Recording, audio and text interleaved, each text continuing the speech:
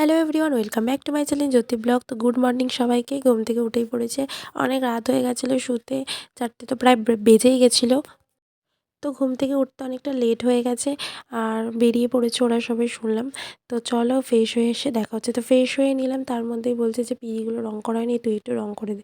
তো এই আলতা দিয়ে দিচ্ছে, ডিজাইন করা শুরু করে দিচ্ছে আলতা দিয়ে। তো আপাতত যা পেরেছি করেছি কিচিমিচি।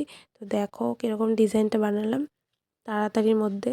তারও আরেকটা পিঁড়ি বাকি আছে, সেই পিঁড়িটাও রং করতে হবে। তো চলো এটাও একটু ঘিজিমিজি এঁকে নিই। তো হাতের দেখো কী অবস্থা, কালার লেগে গেছে। তো দেখো ফাইনালি মামারা পৌঁছিয়ে গেছে। এই যে সব মন্দিরে মন্দিরে এসে প্রণাম করার নিয়ম যেরকম, তো মন্দিরে মন্দিরে সবাই প্রণাম করে এই যে ফাইনালি চলেই এলাম।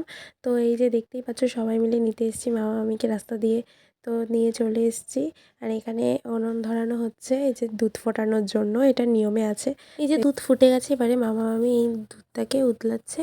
তো সংসার উতলাচ্ছে বলে এটাকে ফেলে দিতে হবে, জাতি দিয়ে ফেলে দিচ্ছে।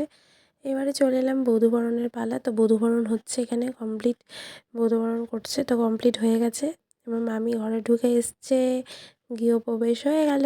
তো এখানে হাঁড়ি ভাত যা যা রান্না হয়েছে ওগুলো খুলে খুলে দেখতে হবে। এদিকে দিদা গেট ধরেছে মজা করে, এই যে আমরা ধরেছি আর কি।